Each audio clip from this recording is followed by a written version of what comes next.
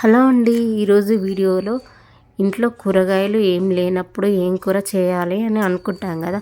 అలాంటి టైంలో ఉల్లిపాయ కారం అయితే చేసుకొని తినండి. చాలా టేస్టీగా ఉంటుంది, సూపర్గా ఉంటుంది, అన్నంలోకి చాలా బాగుంటుంది. ఇది చాలా తొందరగా కూడా అవుతుంది. ఎలా చేయాలనేది ఈ వీడియోలో చూపిస్తాను. ఎక్కడ కూడా స్కిప్ చేయకుండా అయితే చూడండి.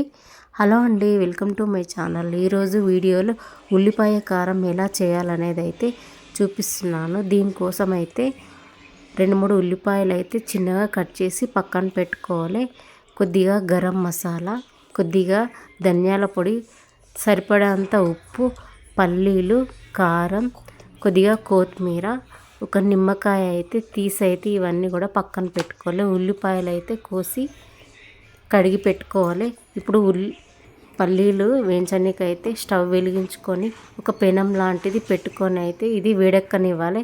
వేడెక్కిన తర్వాత ఇందులోకి పల్లీలు అయితే వేసుకొని మరీ ఎక్కువ కాకుండా మామూలుగా అయితే ఇట్లా కలర్ వచ్చేంత వరకు వేయించుకోవాలి. ఇలా వేయించుకున్నాక మనకు పైన పొట్టు ఉంటుంది కదా, పొట్టు అనేది అయితే తీసేయాలి. తీసివేసి పల్లీలు అనేటివి దంచుకోవాలి. మరీ మెత్తగా కాకుండా మరీ చాలా పేస్ట్గా కాకుండా అయితే కొద్దిగా కచ్చాపచ్చాగా అయితే దంచుకోవాలి.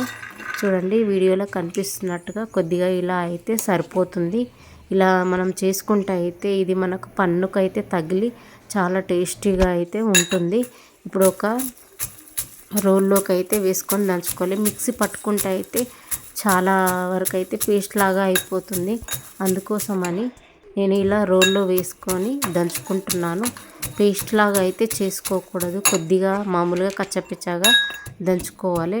వీడియోలో కనిపిస్తున్నట్టుగా అయితే దంచాలి.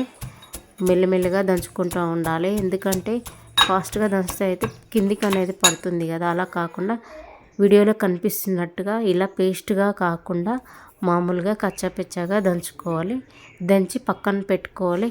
ఇప్పుడైతే ఒక గిన్నెనైతే తీసుకోవాలి. తీసుకొని ఇలా పక్కన పెట్టుకోవాలి.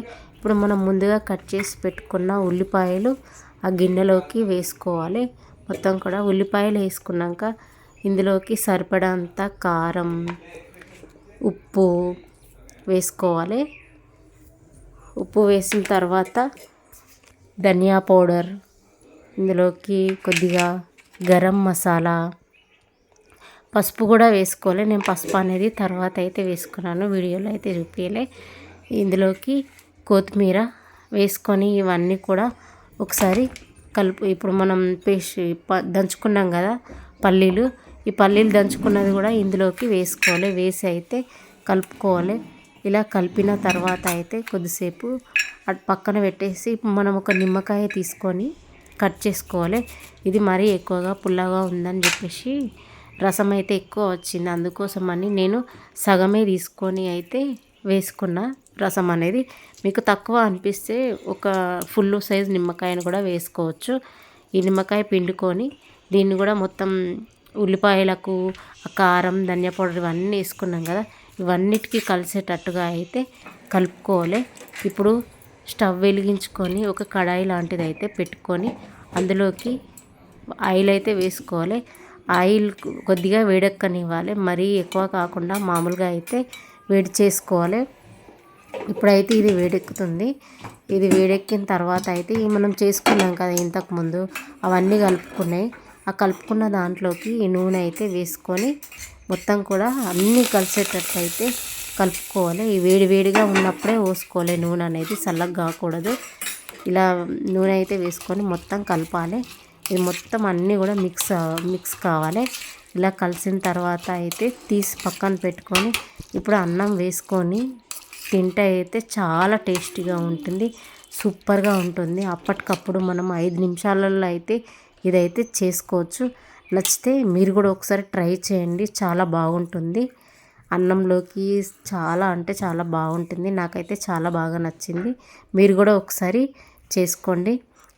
తింటుంటే పల్లీలు, ఉల్లిపాయలు తగులుతూ నిమ్మరసం పిండుకున్నాక అది కూడా పుల్లగా అయితే చాలా టేస్టీగా ఉంటుంది. నచ్చితే లైక్ చేయండి. మరిన్ని మంచి వీడియోల కోసం మా ఛానల్ని సబ్స్క్రైబ్ చేసుకోండి.